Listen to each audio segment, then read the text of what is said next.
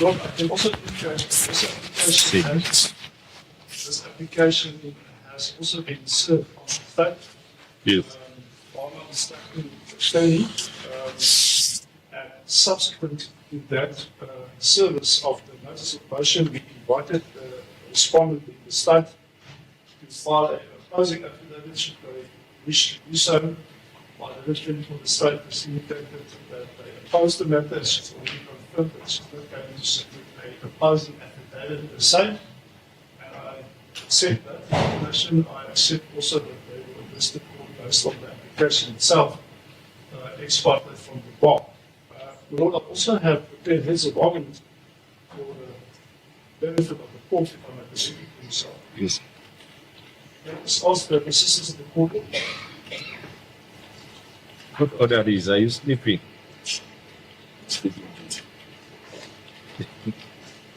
VG. Lord, the heads of argument I have drafted and sent it yesterday afternoon, late yesterday afternoon. I subsequently this morning presented my defense for the state with a copy of the heads. yes. They did not file heads of argument for purposes of this application. Obviously, my colleague will address the court if they so wish to present the court with heads. Probably based on my instructions from my instructing attorney that we supplemented the notice of motion and affidavit with the judgment, the written judgment by colleague for the prosecution indicated that she was not going to file heads of argument. Maybe she has changed her mind, I do not know, but that should not disrupt the proceedings in the sense that I am received and I'm prepared to continue with the matter. And obviously, if I can't, I think if my opponent wants to reserve the rights to file heads, so you can do that application, and I will obviously do that as well.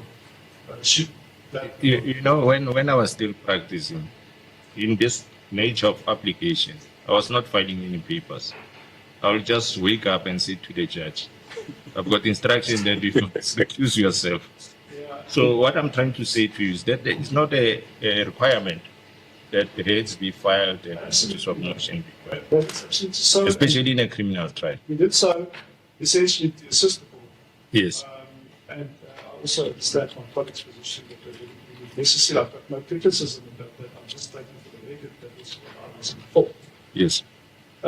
Lord, the application is before your lordship, and I am, with the court's permission, can I ask if my opponent, before I start the total proceedings, can accept that the founding affidavit upon which this application is based can be deemed to have been read into the record as part of this proceedings. Otherwise, I will respectfully ask permission to proceed to reading the complete affidavit into the record, because that is the basis upon which this application is built. I suppose that is the proper procedure to adopt, to be adopted. It's a lengthy affidavit. It consists of those 90 pages. It is before the lordship. It has been handed up, and I would ask that it be given a formal exhibit number, complete notice of motion with the affidavit and its annexure. Can I just go through the court on my colleague wants me to proceed to reading the record affidavit, or whether I can just sit and present the submissions based on the affidavit? It's Ms. Prejudiced. Firstly, in respect of the heads of arguments drafted by the colleague, I received the heads this morning, despite an undertaking by Mr. Al-Khani, and I will receive them Monday during the day or yesterday at the latest. But that is neither here nor there. I have prepared argument, and I'm ready to argue the matter before my lord. I will not draft heads of argument. Yes. In this matter, I do not want to delay these proceedings any further than is necessary. My lord, in respect of the reading of the accused affidavit, there's two, and I do not have a problem that the documents can be considered as read. Yes. It's not necessary for it to be read into the record. However, in respect of these documents, there's two aspects that the state will ask my lord to clarify with the defense before we start addressing my lord on the recusal application. The first aspect, my lord, is on page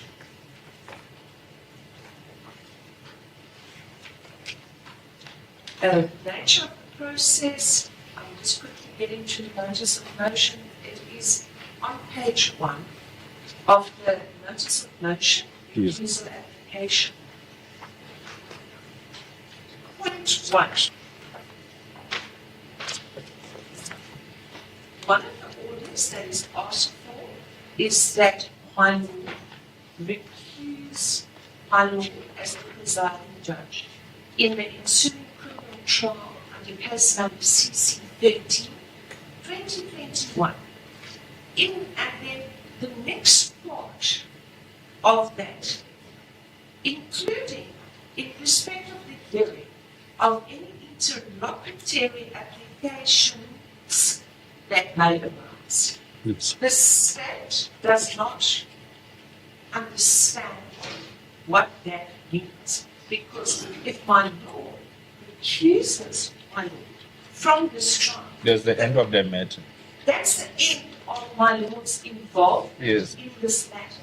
Mm. And in the affidavit by the accused, no mention or reference is made to future interlocutory applications that may arise. So, because the defense has included that part in the order that they seek,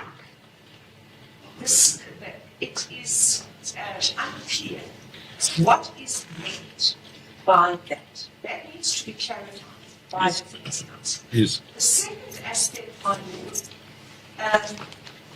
is that as the state understands, this is a recusal application based on the judgment of my lord in respect of the Section 174 application.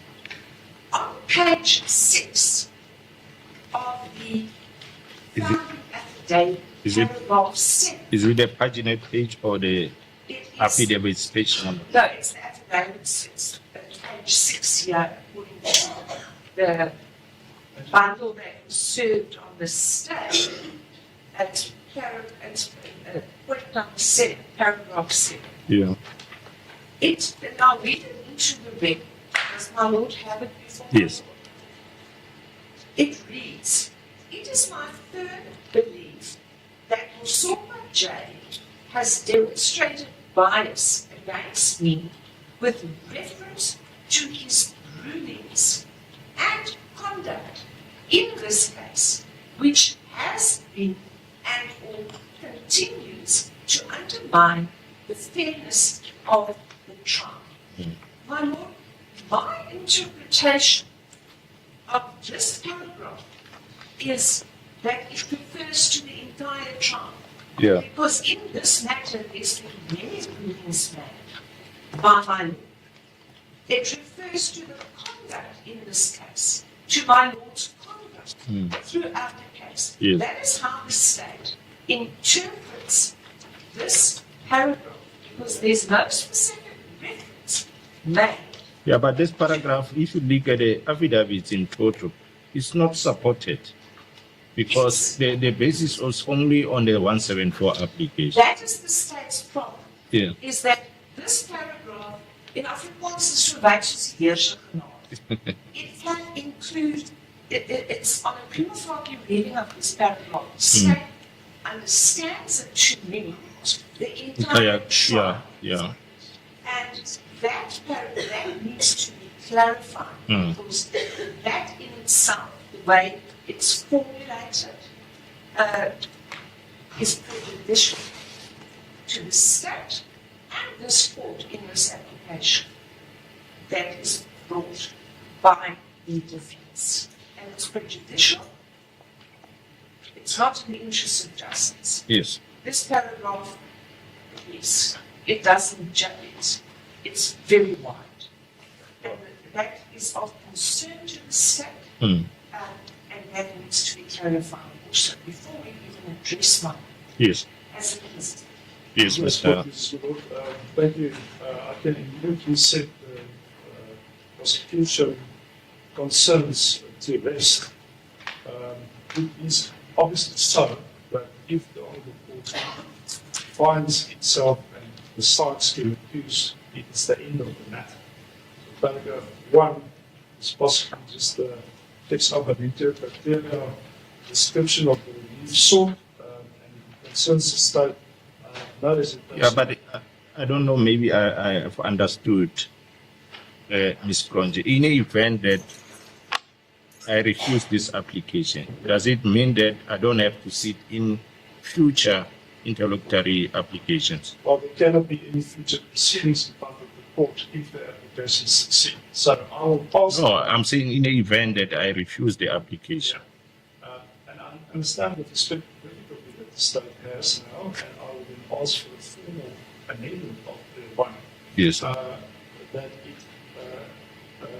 stops, if I may read the amendment, then that the presiding judge, the Honourable Mr. Justice Mosopa, accuses himself as the presiding judge of ensuing criminal trial under case number CC 13/2021. Full stop.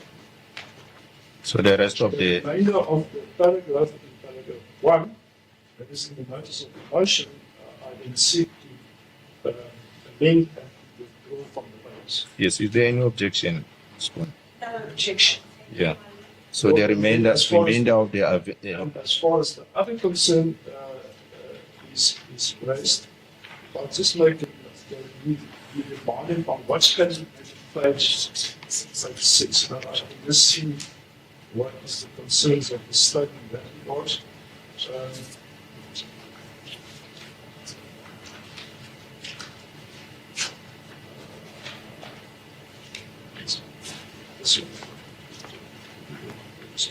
So can I just get instruction from us? yes. That is on page 6.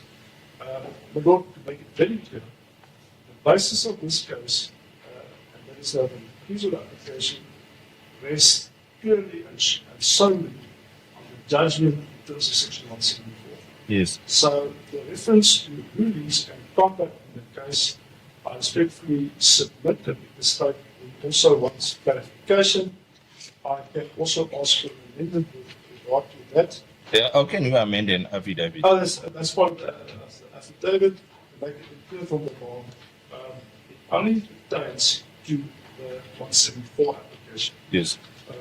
We are not dealing with any conduct or outcomes of interlocutory applications or any other line preceding the section 174 application. Yes. So if the state believes it as such, then I clarified that the clear basis upon which this application is born is lying in the judgment which was handed down by this court in terms of the section 174 judgment. Yes. Does that address your concerns? Yes. Yes. Thank you, Michael, as a case. Yes. Yes, Mr. Pistorius. What if I then may proceed? The first thing that I would like to submit to this court is that an application for recusal of an honourable court or a judge in this instance is probably one of the most difficult applications that council can ever consider Yes. in the course of practice. The reason for that is clear. And it's also But the rules, is there no need for the rules to be amended? I'm the subject matter here, and I'm listening to the application myself. yes. that I'm starting off to make it clear in this courtroom and it's probably not necessary for me to inform the court of what I'm submitting, but it's important in the interest of public and members of the press that nobody is under any illusion. Under? Nobody should be under any illusion that this application is based on any personal attacks of the integrity of the school or any dissatisfaction with regard to the manner and outcome of the Section 174 application. It's not about the result in the Section 174 application. It must be very clearly understood that this application was considered, it was duly considered by myself. I slept on it for a week. So I want to make that from the onset clear that it's a legal application based on the issues at hand. And on that premises, then, if you will allow me, I will proceed Yes. in addressing the court.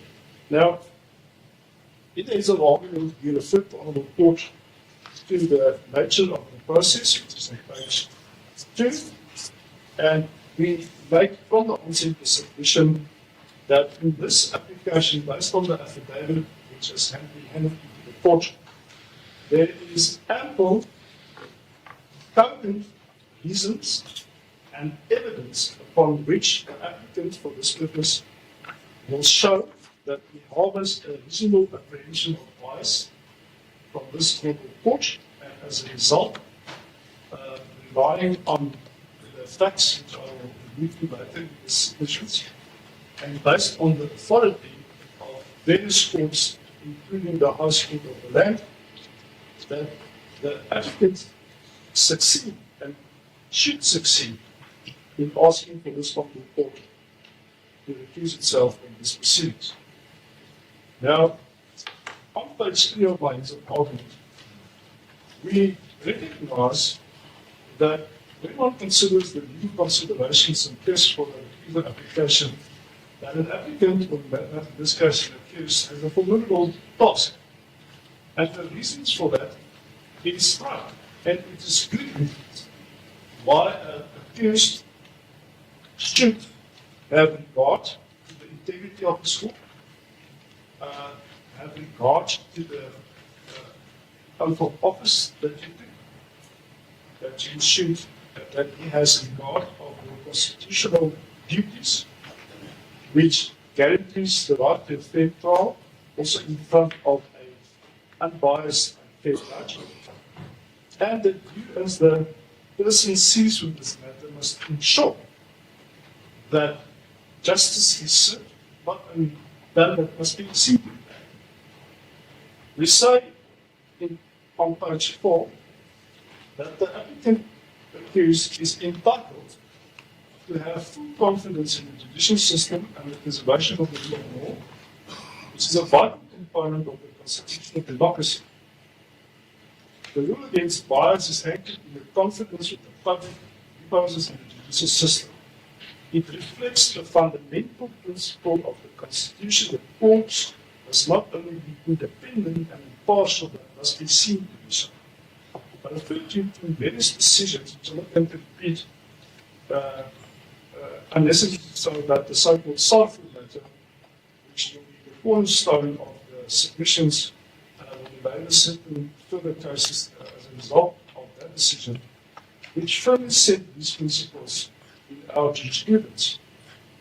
The applicant recognizes in paragraph 14 of page 4 that the test is that a reasonable, objective, and informed person would, on the correct facts, reasonably apprehend that your lordship in this instance has not or will not bring an impartial mind to bear on the adjudication of the case, that is a mind open to persuasion by the evidence and submissions of counsel. Let me refer to the Code of Judicial Conduct, Article 30, and I don't need to repeat that.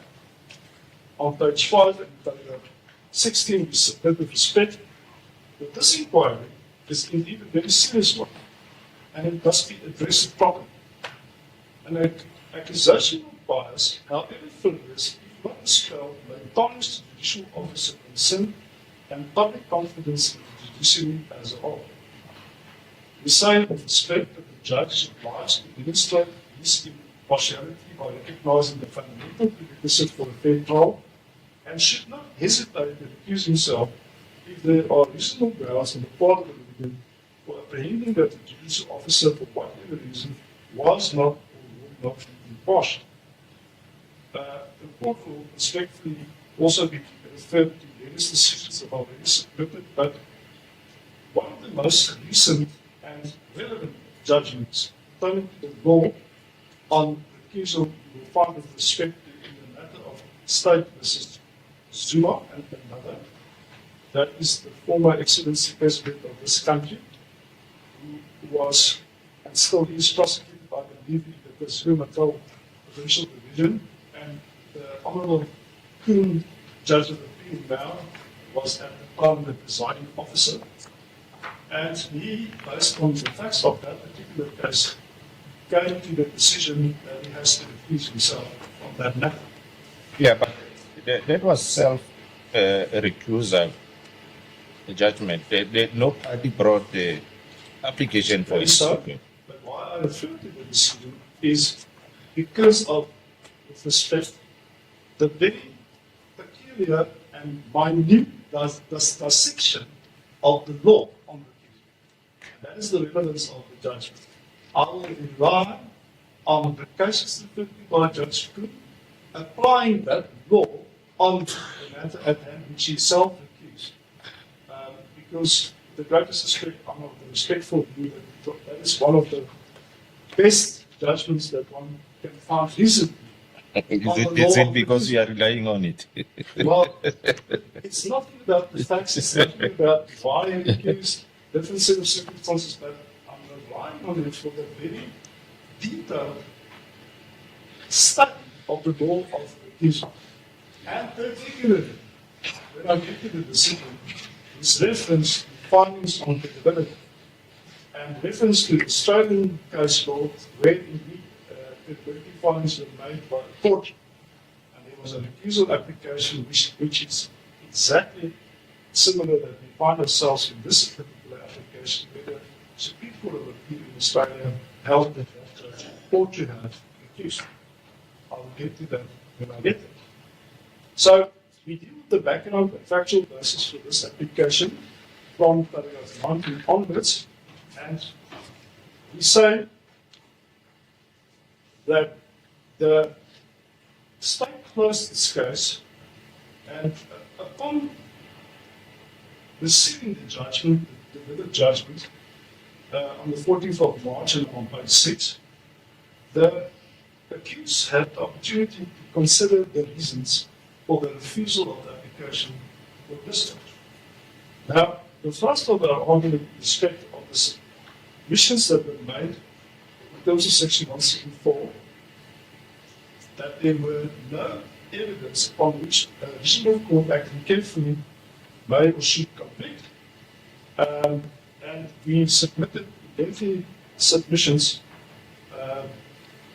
that there were capability difficulties with the state witnesses, full-time state, which developed a high degree of untrustworthiness on their part, which we submitted was demonstrated. In the course of the judgment, we evaluated the evidence presented by the state, and more specifically the complainants who were the subject matter of the application for discharge, which was in respect of count 1, 2, 5, 6, 7, 8, 9, and 10. And we say on page 25, page 7, paragraph 25, that those witnesses were all civil witnesses, complainants in relation to charges of rape and indecent assault, which were allegedly committed by the accused on various occasions and at different locations. Now, in the judgment, we referred with respect quite comprehensively and correctly to the relevant case law in terms of section 174. And significantly, and most importantly, you recognize the critical importance of a credibility finding in a criminal trial. We refer you to your judgment on page 7 against lines 18 to 20, where you remark as follows. I'm on page 7 and we'll follow the Yes. discussions. The issue of credibility of witnesses in the criminal trial is of critical importance because it mainly focuses on the reliability of the witness's evidence and its truthfulness. My Lord, in this case, it turns around only one thing, and that is the credibility of the single witness complainants vis-à-vis the version that was put to them in the course of the cross-examination, and the outcome then obviously at the end of the case in comparison to the credibility of the version that the accused intends to present. You were alive to that by making that remark with respect quite correctly, sir. And when you have regard to the decisions in recusal, specifically State versus Masson, where Hatzela Jane also alerted the fact you recognize the vital importance of your findings on credibility, reliability, and corroboration of the State's case in this instance. And that is where we say the court, regrettably, went way beyond what was expected of the court in the judgment, and I knew that later, and then proceeded in evaluating the evidence of the respective states' witnesses, the complainants, and made particular conclusive final findings on not only their credibility, their reliability, and the corroborative versions, contrary to that was what was put on behalf of the accused. I will allude and will develop the argument later. That is where, we say with respect, the court exceeded or overstepped what was required, and in so doing, and pronouncing findings, utterances, and in certain respects, as far as pronouncing that the accused is guilty of certain offences, without a shadow of a doubt, created the apprehension of bias on the behalf. Where in this judgment did I pronounce the guilt of the I will accused? refer you to that. Yes. I will, when I did. We say on page 8, paragraph 29, you made unqualified and unequivocal findings concerning not only the credibility, but also the reliability, truthfulness, and corroboration of all the complainant's evidence. In assessing the evidence, we found with respect that the complainant's evidence was reliable, truthful, credible, and well corroborated. And you rejected all the submissions raised on behalf of Mr. Zondo. We also say, and that is important again, I belabor this, that we must with respect understand what we say. You dealt to some extent with the criticisms leveled against the quality of the complainant's evidence, particularly the fact that a very high degree of untrustworthiness on the part has been demonstrated. And we say with respect that regrettably failed to engage fully with the arguments and submissions raised on behalf of the accused. However, I understand that it could not have been expected of yourself to deal with each and every submission, because certainly you were not giving a judgment at the end of the case. No judge is expected to give a complete judgment and deal with each and every submission raised in the course of argument. So we recognize the principle. But on page 8, paragraph 31, we say, we proceeded to make certain specific pronouncements, utterances, and findings in the judgment delivered in terms of section 174, which led to a reasonable apprehension of bias. And then I proceed with the references in the judgment where some of these utterances and findings are to be found. In paragraph 31.1, you on page 31, line 7 to 10, found that, and I quote, In respect of count 1, 2, and 10, I do not agree with Mr. Pistorius that the evidence presented by the state is of such a good quality that it must be ignored.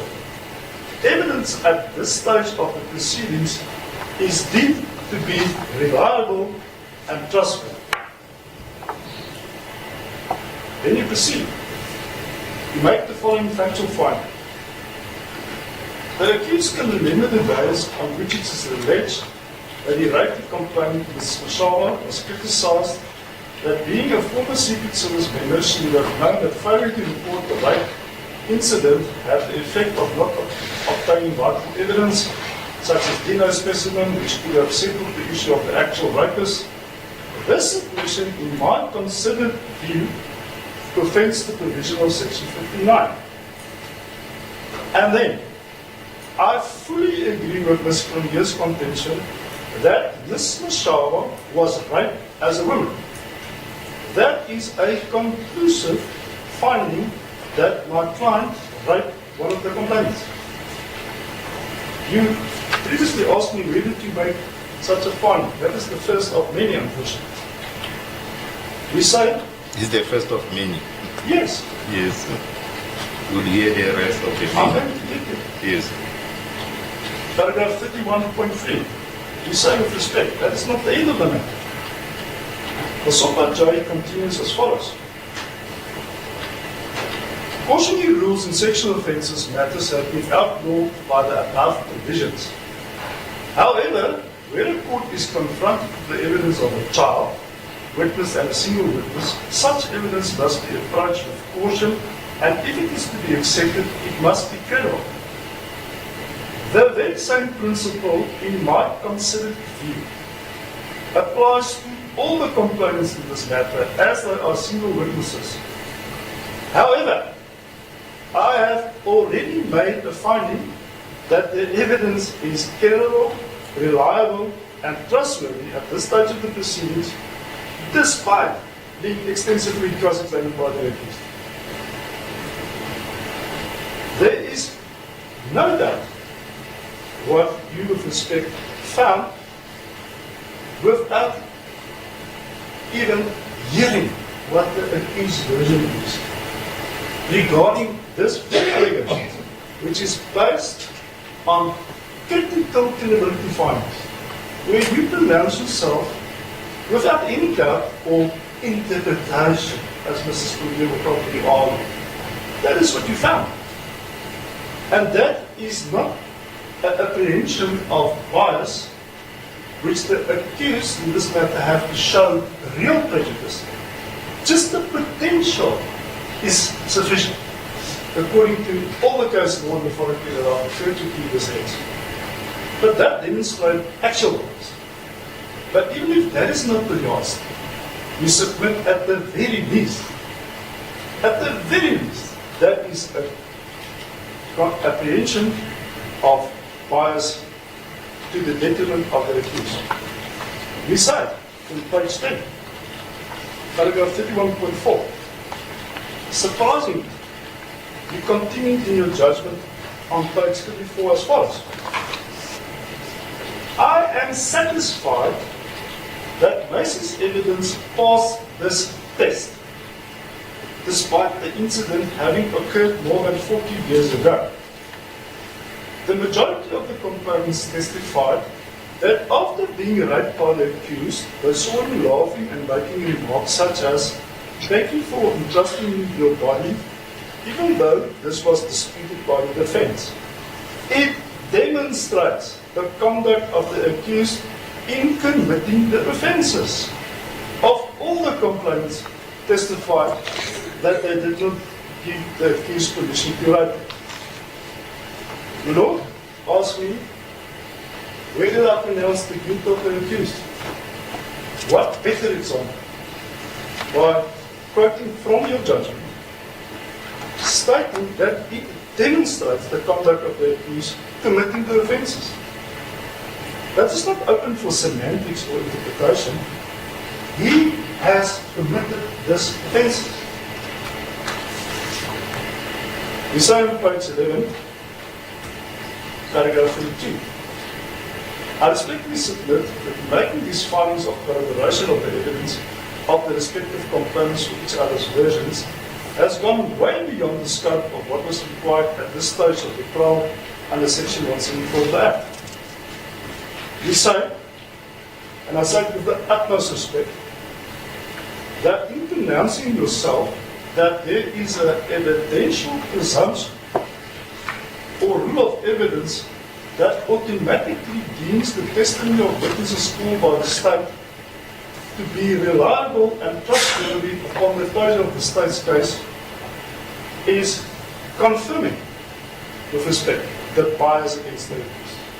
There is no, with respect, such an evidential rule, and I say it with the utmost respect.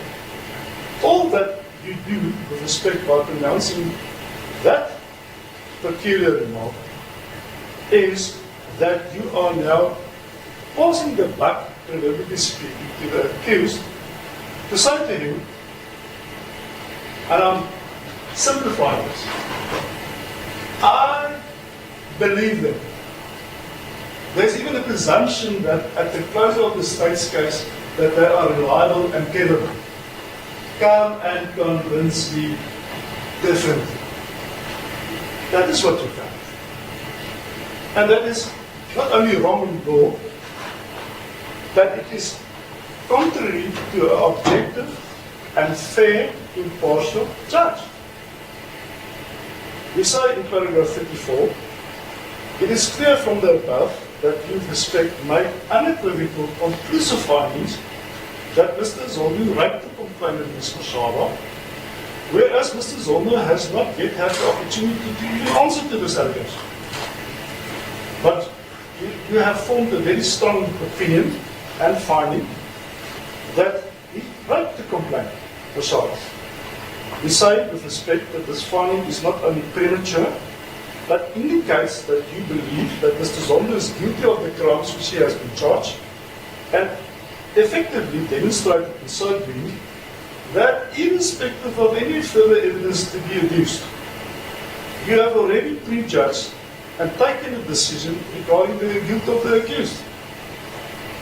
And that also pertains to all other evidence that he intended to call on the credibility, the reliability, and the corroboration which you found already was to your satisfaction of the state witnesses. Simply put, what is the point? For the accused to take that stand to say, these witnesses for this reasons are lying. It doesn't matter anymore. You've made findings. Conclusive findings that it doesn't matter anymore. We say on page 12, paragraph 55, when the findings were expressed, a perception is created in the mind of a reasonable person that yourself has made up your mind, prejudged that the accused is guilty of the crimes with which he has now been charged. The logical and reasonable understanding of an objective litigant in Mr. Zondo's position is that you conclusively and prematurely found that despite the cautioning approach to be applied to the evidence of single witnesses, that you were satisfied that their evidence can safely be relied upon. And I quote the exact paragraph and record in your judgment.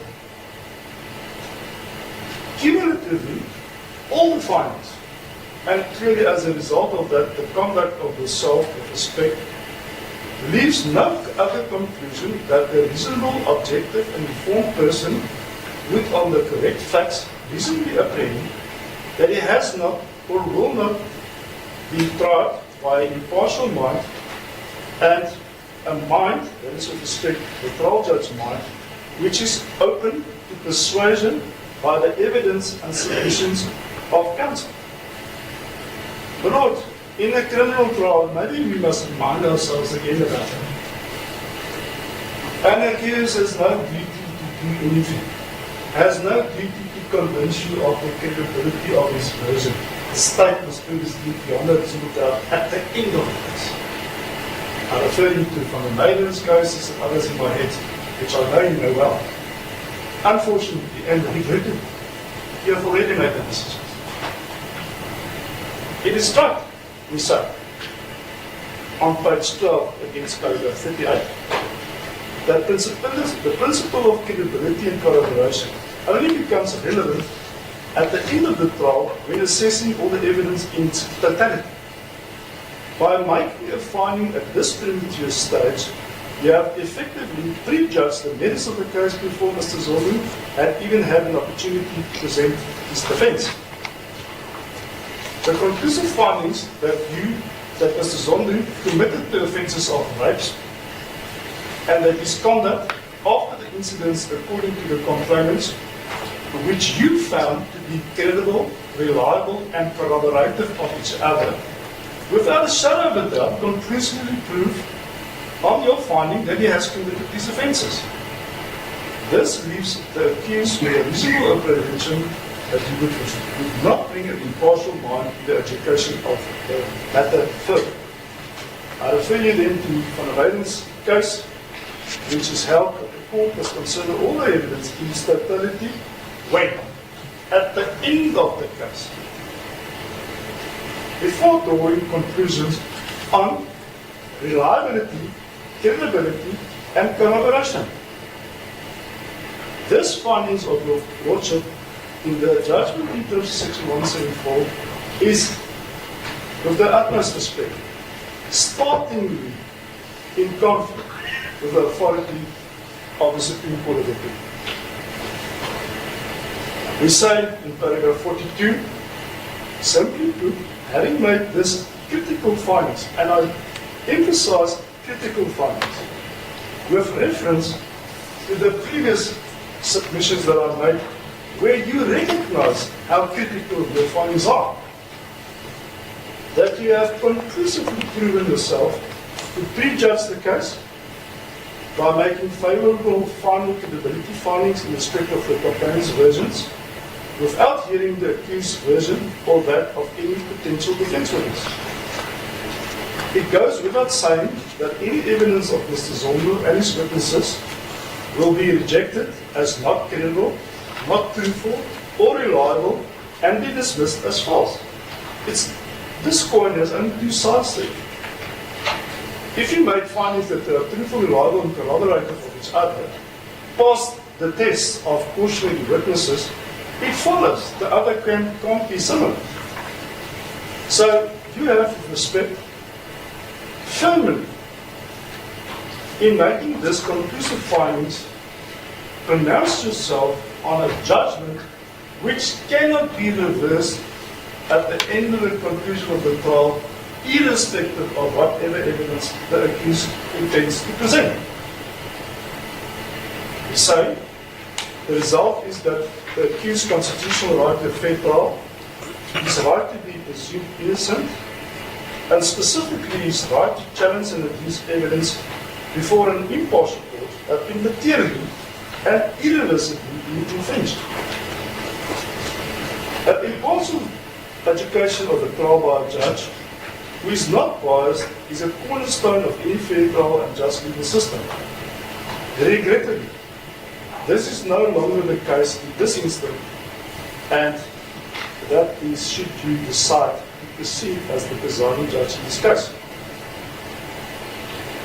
We say with respect to paragraph 47 on page 14, the only determination that you were required to make at the end of the state's case was whether the state has presented a prima facie case warranting an answer.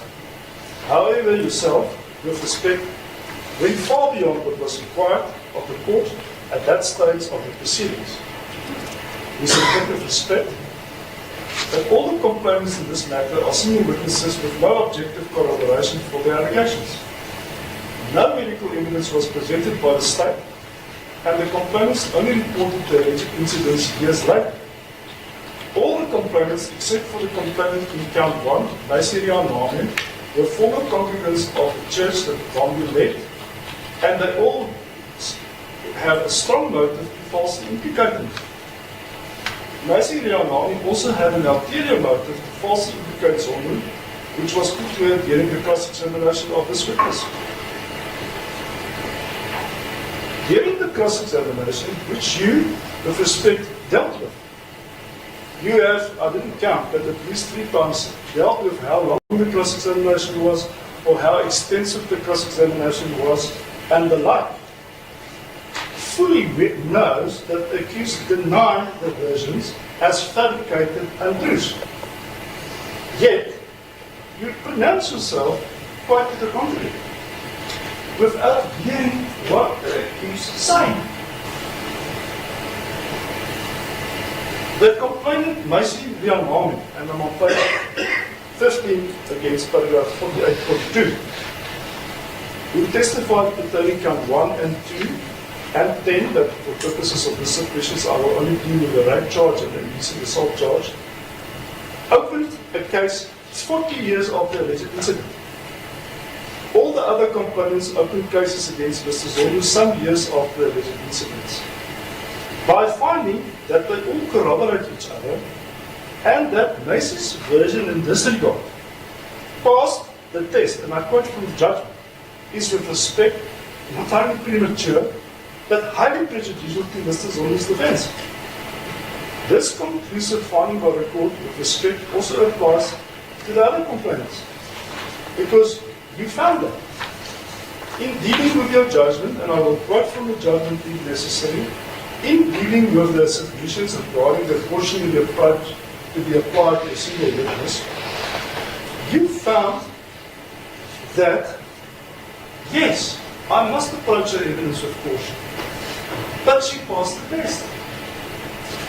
My Lord, if that is what your view is at the end of the state's case, that she's passed the test of a single witness, having regard to the fact that you should apply and approach her evidence with caution, what will it help if Mr. Zondo takes the stand and confirms evidence which was put to Macy, for instance, that what she's saying is lies, it couldn't have happened at the time frame is incorrect? What will it help? You've already accepted the evidence. And that also pertains to the other witnesses.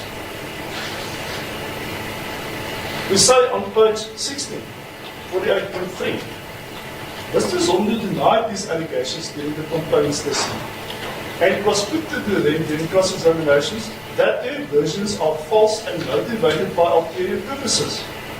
With respect, your premature pronouncement on the favorable credibility of the complainants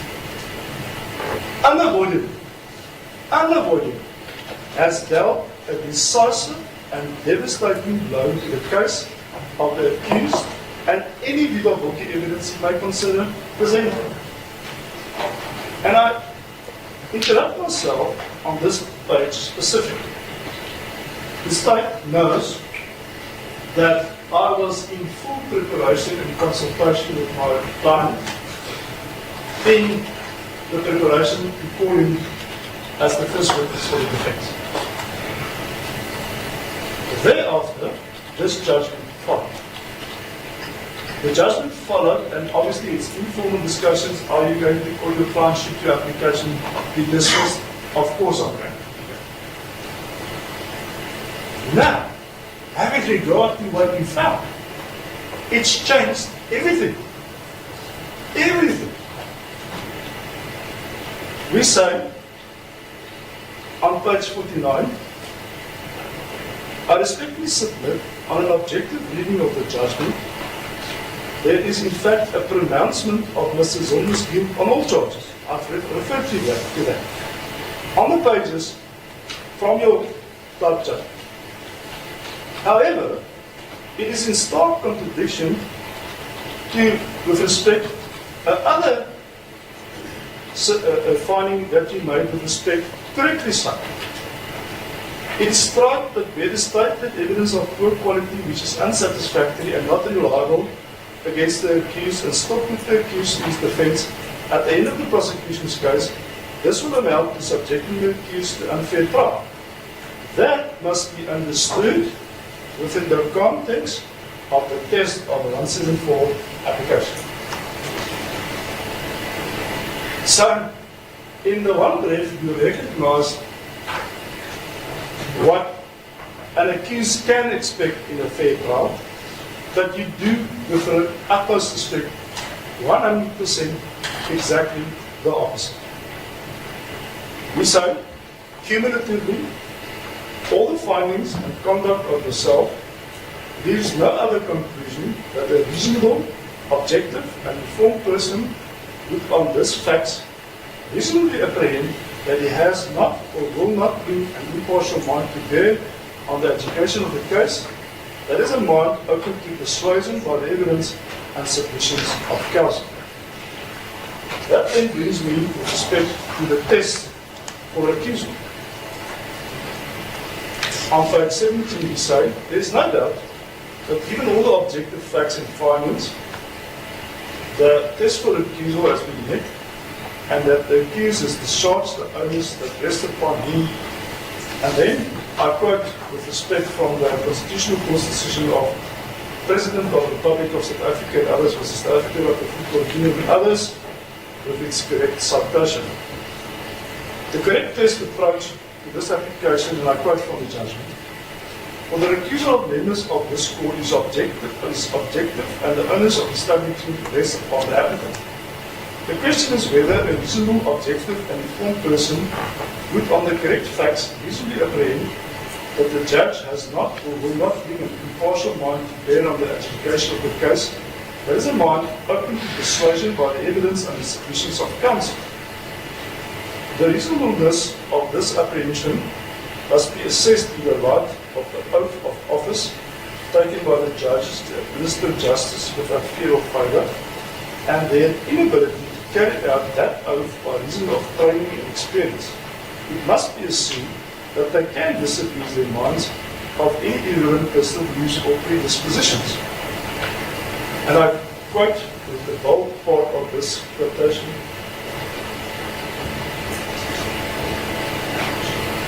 Can I just ask my colleague not to work on the phone, it's my eye, which is typing on the iPhone. My lord, unfortunately, my learned friend did not provide me with a copy of the case. The only prepared one was here, so if I want to follow the arguments, I must do it for myself. No, Lord, she's typing on the iPhone, and all that I'm difficulty with is my eye, it's distracting me, that's why I asked you to be in front of me. The important part which I was quoting is, at the same time, it must never be forgotten that an impartial judge is a fundamental prerequisite for a fair trial, and a judicial officer should not hesitate to recuse herself or himself if there are reasonable grounds on the part of the litigant for apprehending that the judicial officer, for whatever reason, was not or will not be impartial.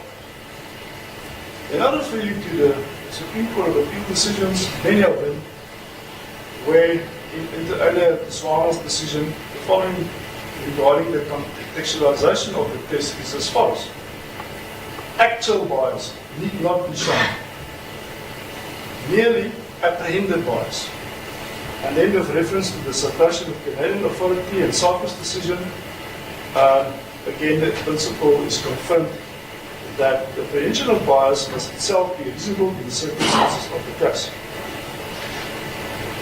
We ask ourselves, and we have to contemplate, why did you with respect went as far as you did with respect regarding the evaluation of the state witnesses, your impression that you had of them, particularly of the very live issue at hand, and that is their credibility. And we say, with the utmost respect, the answer is clear. The only reasonable conclusion is that you believe that the accused is guilty of the crimes with which he is charged, and that in itself, with respect, disqualifies you from further participating in this trial. Then, we deal with what was held in Mosopa's decision, and then, particularly, it is again recognized that the neutrality of the judge is not absolute. It can hardly, if ever, be achieved. For there is each of us a stream of tendency, whether you choose to call it philosophy or not, which gives coherence and direction to thought and action. And we recognize that judges cannot escape the current any more than other mortals, and that you probably prima facie made up your mind.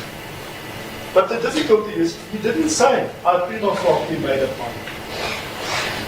You didn't say that. You didn't qualify yourself with that.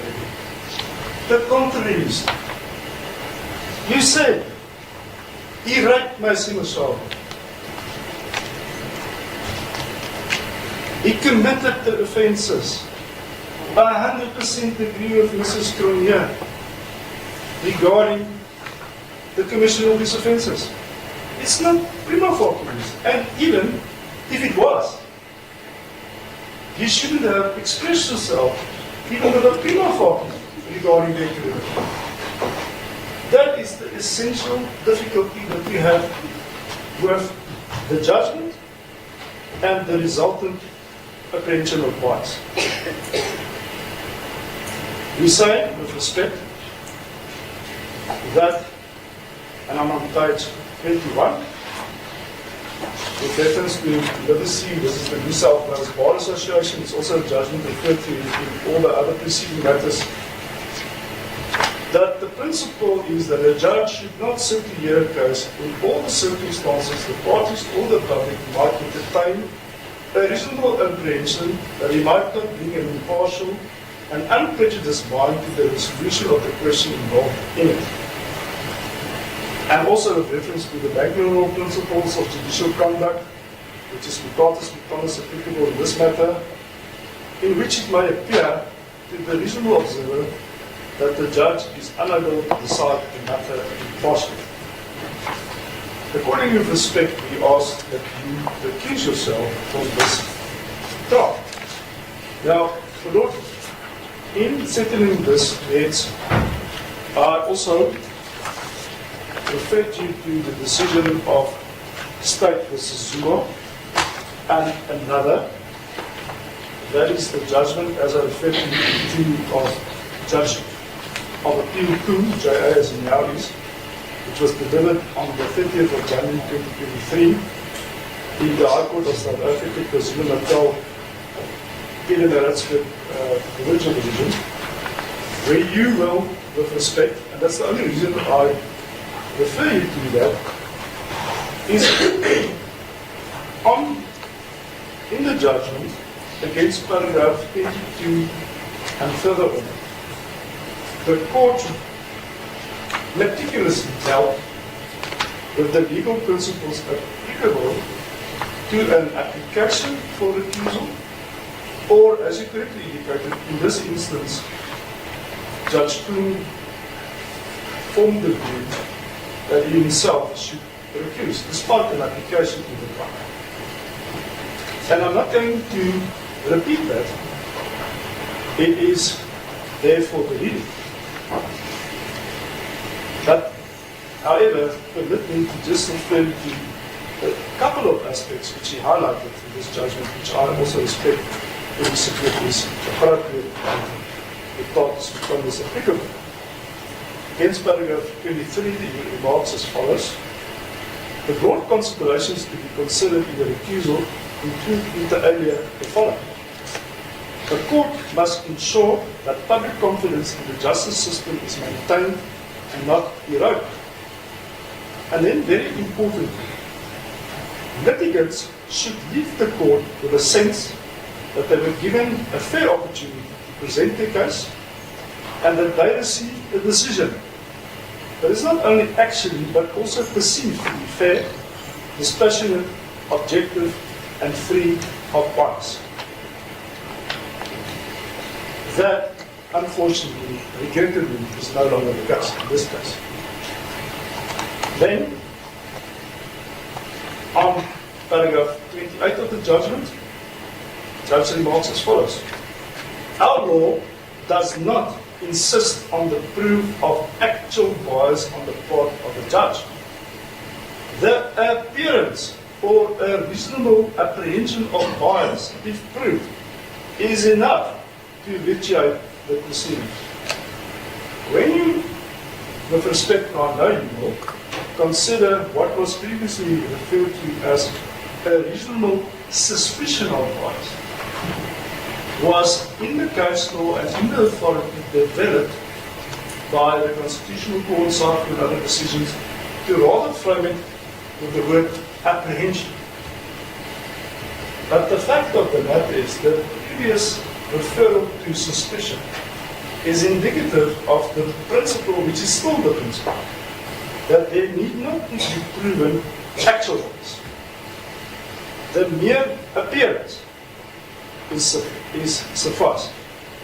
And then, very importantly, we know and we expect in pronouncing on your judgment, and probably the state will argue that, I anticipate that it will be put to the accused that you has taken the oath of office, that you are duty bound to uphold the Constitution, and in this context to be not biased or covered open-minded court.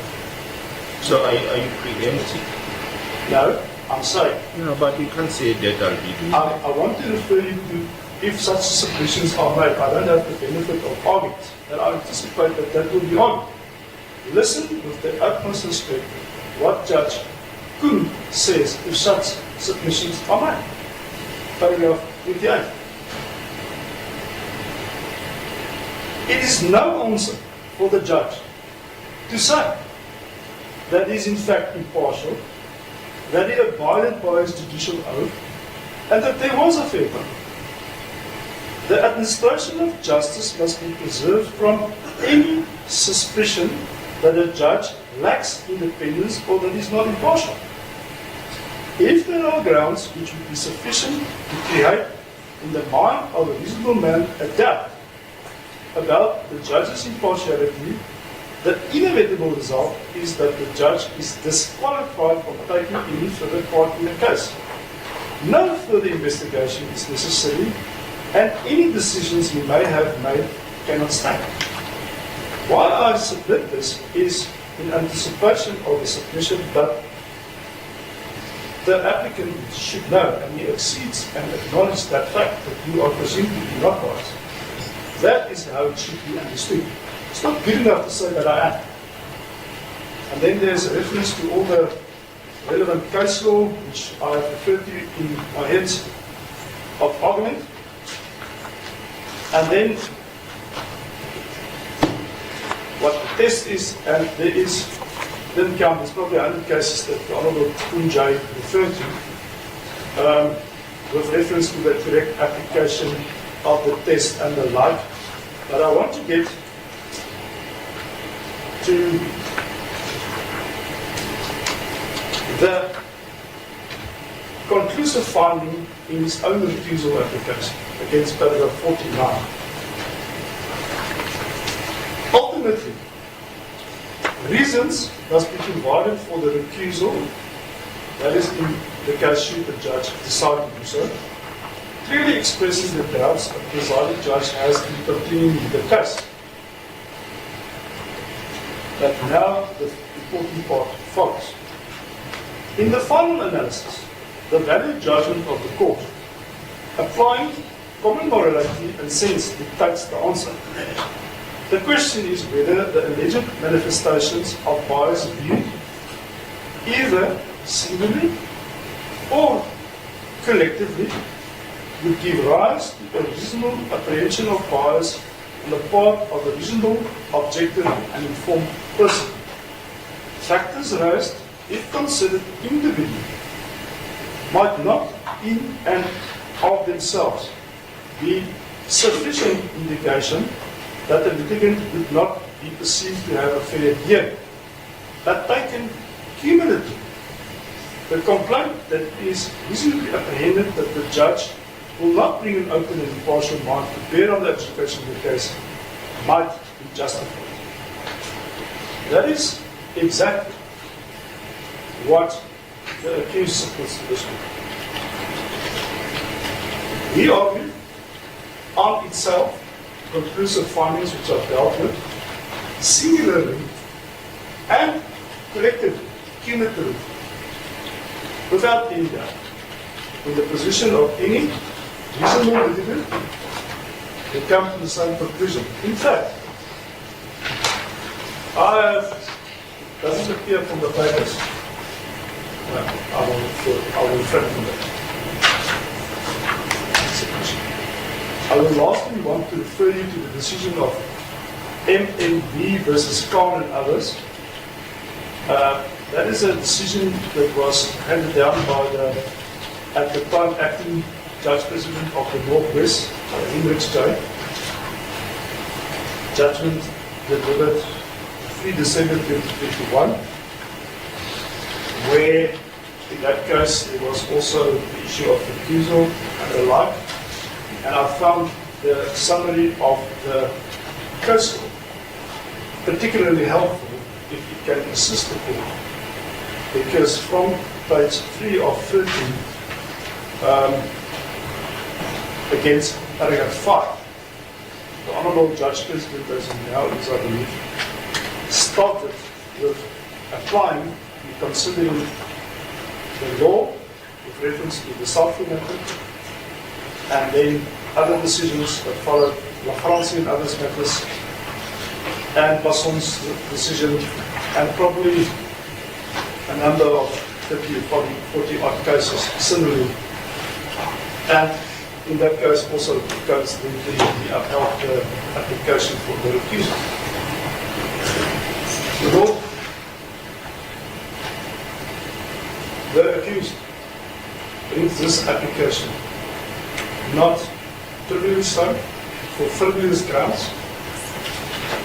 He is not bringing this application because he's dissatisfied with the outcome of your judgment. It must not be understood that that is the basis of the application.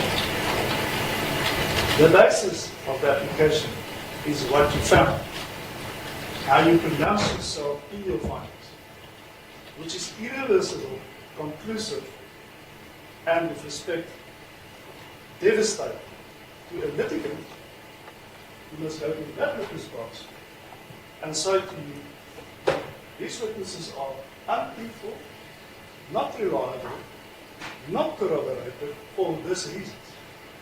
When you have determined that is the case. So the pronouncements led to the outcome. Sorry? The pronouncements led to the outcome. Clearly that is the final result. It may be argued, I do not know, but counsel, on behalf of the accused, argued their credibility and reliability and the like, basing the submissions on and seeking a finding that because their credibility was so poor and untrustworthy and not reliable, it amounts to no evidence, hence the subsequent submission that it amounts to no evidence upon which a legal court can convict. And that is a fallacy, should that be argued. Because the court should have been mindful that in dismissing that submission, by not pronouncing yourself in the manner that you did, by not finding particularly that they are reliable and the like, and that he is guilty of the offences, as Mrs. Cunha is 100% correct. And when I say to you with respect, when you ask me, did I say he's guilty? I refer you to your judgment, where you made that finding.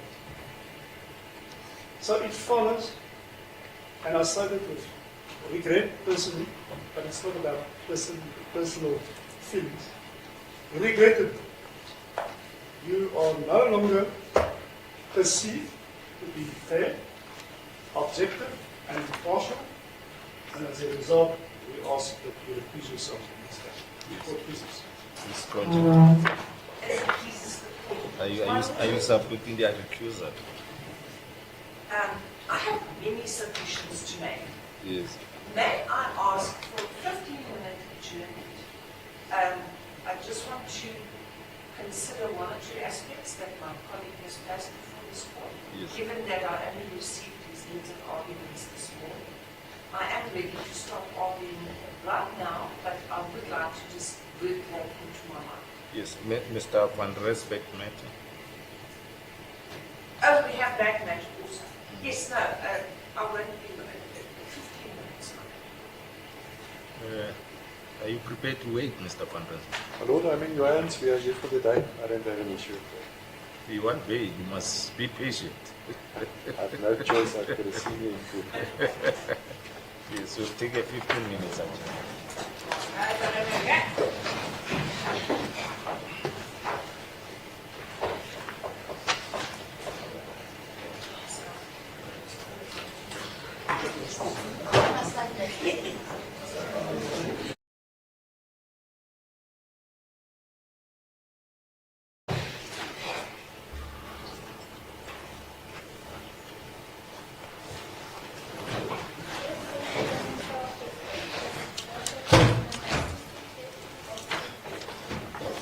As it pleases the court, my lord, Yes.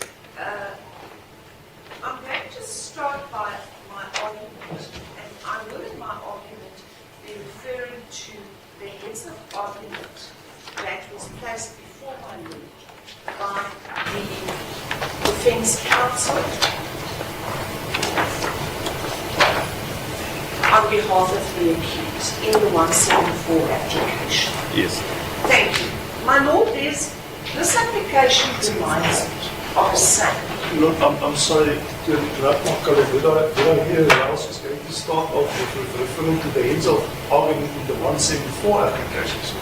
It's a recusal application. I there 174. Yes, she said she's going to start off with the heads of argument in the 174 application. That is not before court. Yes, I think she made a mistake. Yes. No, my lord, and I will explain to my lord why I am going to make reference to that. And to say that that is not before court is incorrect, because in the founding affidavit of this recusal application, the accused refers to what argument was placed before the court by his counsel. Therefore, it is indeed before the court. And the state may refer to that application, to what was argued in that application. And it will become very clear to my lord why the state is referring to that. And I will start out and get to that part very quickly. Thank you. My lord, as I was saying, this application reminds me of a saying of a person wanting cake and wanting to eat it too. The reason for that is that my lord will remember during the 174 application, the basis of the application placed before this court is set out very clearly in paragraph 15.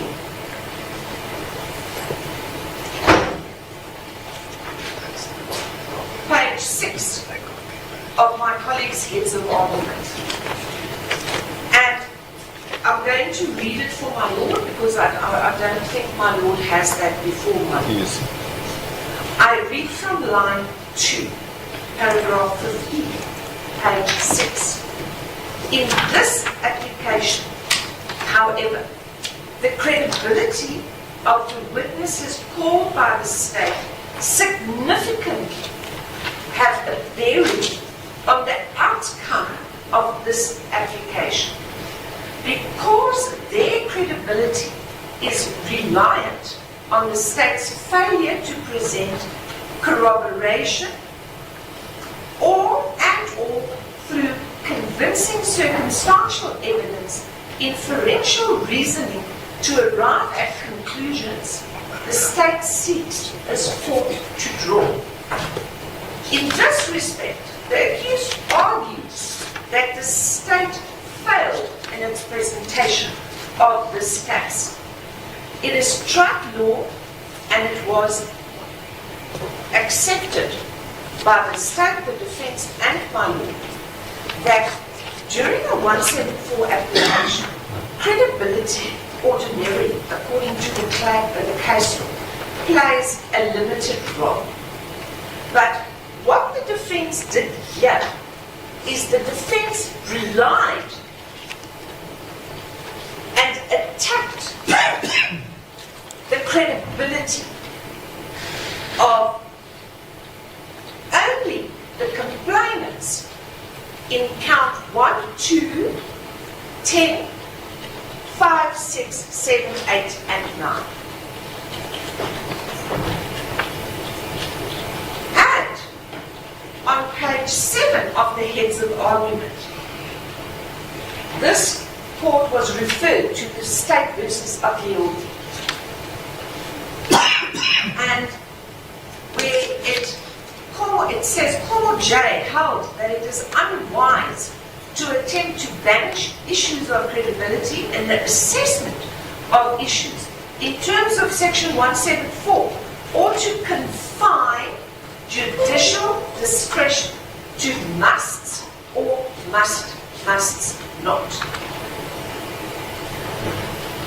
The reference by the defense to the case of State versus Aglioti was done with the aim of empowering my lord to look and allow argument mainly by the defense on the credibility of the witnesses, of these complainants, because that was the crux of the 174 application. Then paragraph 17, further reference to Aglioti's decision. Nassif was so thoroughly discredited during cross-examination that at the end of the day, there is no credible left. There is something left out there, I'm not sure. Credible evidence left on record upon which a court, acting carefully, may convict the accused. And that is what the defense did in the section 174.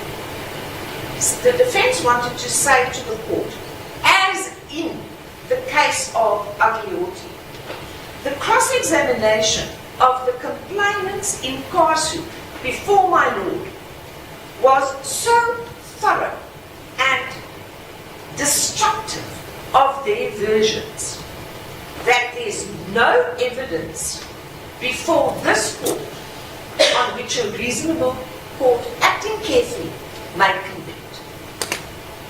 Now, and then the defense went further, my lord will remember, in the 174 application, and the defense pointed out, made submissions regarding the individual complainants. And the defense relied mainly on the difference between their statements and the evidence in court, on the delay in reporting the offences, and on the failure that there was no corroboration for the evidence. Those were the main aspects that the defense addressed my lord on. Now, I have in the defense's address and in the heads of argument, I want to briefly just point out, and then of course the fact that they were single witnesses, and that section 208 was therefore applicable. Now, if I briefly go through what the defense said about each complainant. Alina Messi Vianame, the defense, in paragraph 36.4, said her uncorroborated reconstruction of an alleged event 40 years after the fact was clearly unreliable. That's what the defense submitted about her evidence. On paragraph 37.19, the defense said the witness was unsatisfactory and at the very minimum unreliable. In respect of Sanela Siwe, Felicia Hosi,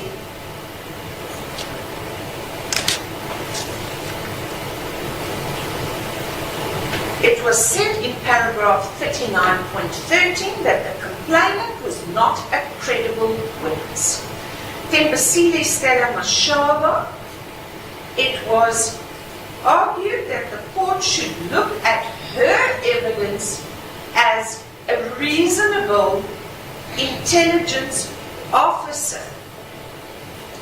And in paragraph 40.4, the defense made the submission that she was not a credible witness.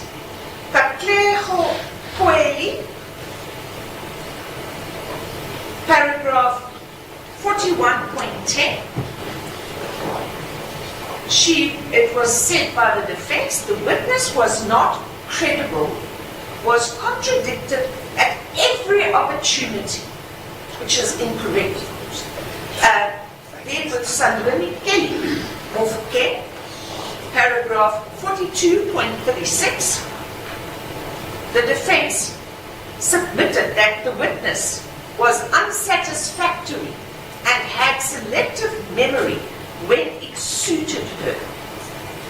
In regards to the state's case, paragraph 43, witnesses were unsatisfactory and at the very minimum unreliable. These are words used by the defense to describe the evidence of those complainants that were placed before my lord. The state, as well as the defense, produced heads of argument for my lord in the application for the 174. The state, as well as the defense, had the opportunity, ample opportunity, to address my lord on the section 174 application. And I just need to immediately get to one submission that was made by my colleague and that is also in the founding affidavit.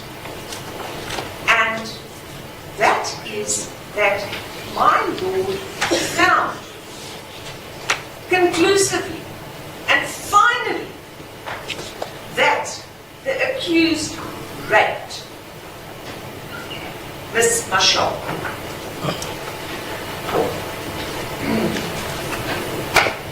I'm going to quickly just find that here in the, I have it marked very clearly, if my board will just bear with me, because that is very, very important. There we go. Page 13 of the founding affidavit. And in the heads of argument that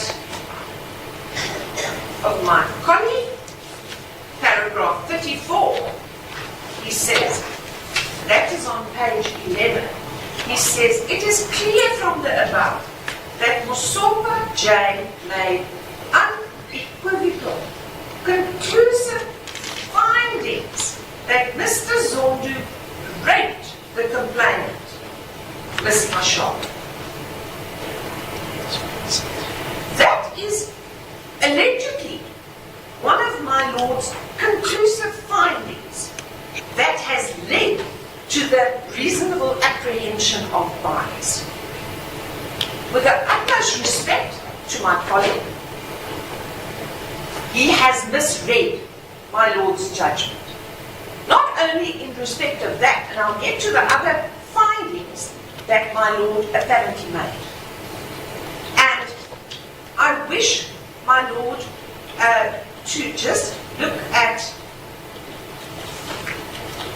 the entire paragraph, the entire section, because it is, I'm just once again getting there, my Lord must excuse me. Yes. I'm going to be paging around because I'm working with different documents here and references to different documents. In effect, what that part of my Lord's judgment is about is that the defense wanted the court to consider Tembi Mashaba's, Tembisile Stella Mashaba's evidence on the basis that she was a reasonable intelligence officer.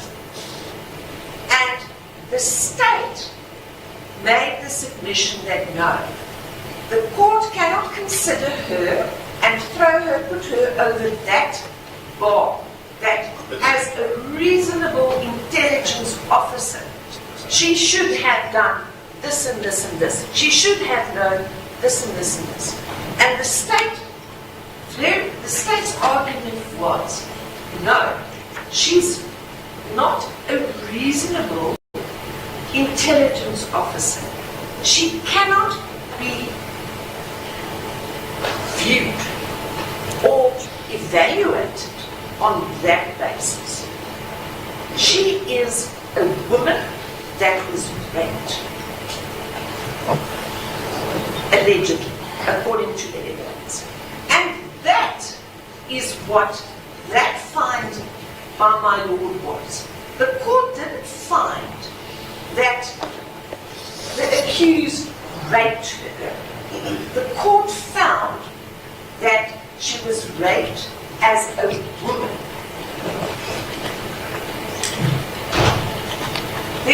So to finalize that submission, that finding by the court is taken completely out of context and is given its own meaning by the defense. Now, secondly, further, my Lord, I had to just address that issue first, my Lord, because that was just not the correct interpretation. My Lord, when this court, during the made a judgment in the 174 application, and I found it very interesting that in the affidavit, the founding affidavit, I'm going to give my Lord an example. On page 13 of the founding affidavit, paragraph 35, Mosopa J found that in respect of counts 1, 2, and 10, I do not agree with Mr. Pastorius that the evidence presented by the state is of such poor quality that it must be ignored. Evidence at this stage of the, then it's in bold, proceedings is deemed to be reliable and trustworthy. What the defense in effect ignores is that my Lord, every single time my Lord found that a witness or the evidence of a particular witness was credible, reliable, trustworthy, my Lord specified at this stage of the proceedings. And what was at this stage of the proceedings? It was the section 174 application. It cannot be said that my Lord, because the court found that the witnesses at this stage was credible, reliable, truthful, that the court now made a conclusive finding or a final finding. In fact, the court specifically in my Lord's judgment, when referring to case law, the court referred to the matter of Lubaksa, and the court found that, well, in that case, it was specifically said, I'm just quickly looking for that.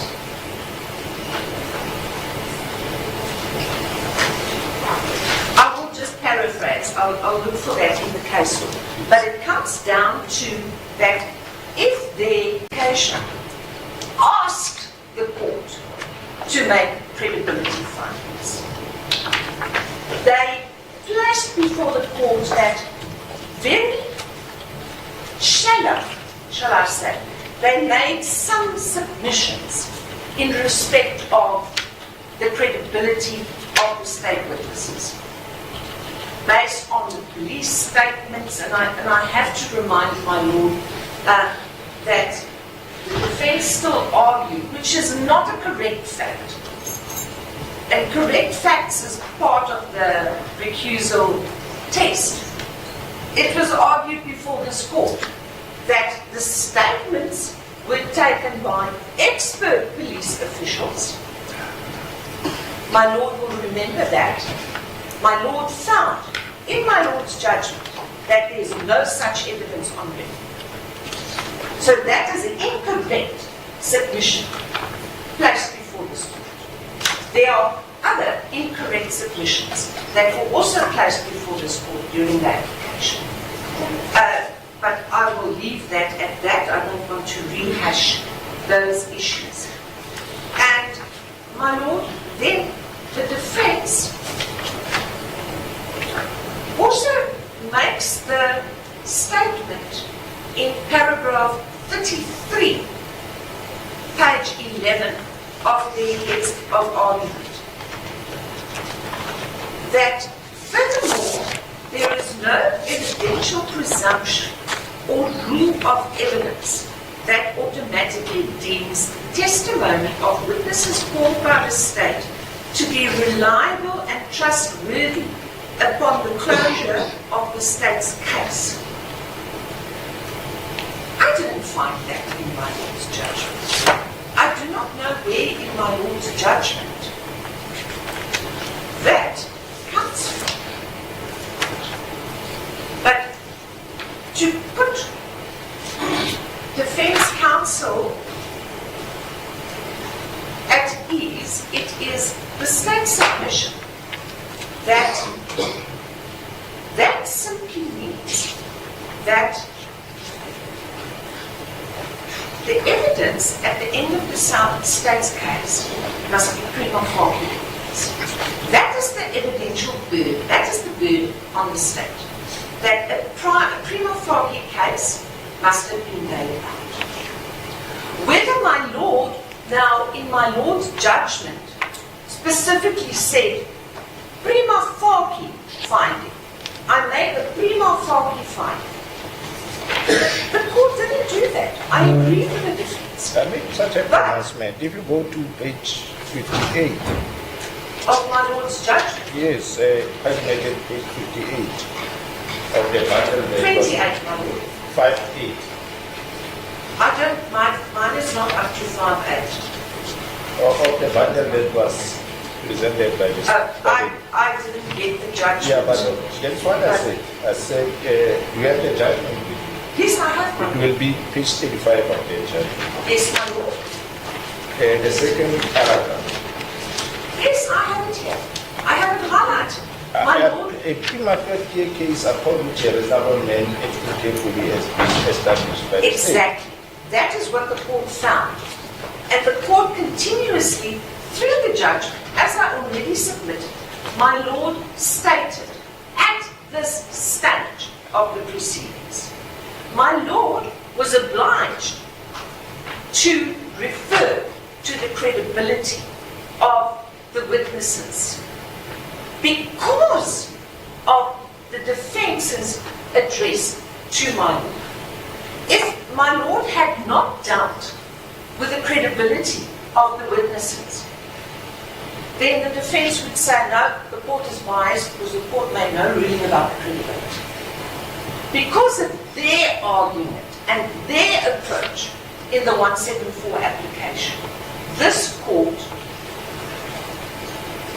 shallowly, and I'm using that, dealt with the evidence, and the court made a very brief summary of the evidence of the complainants.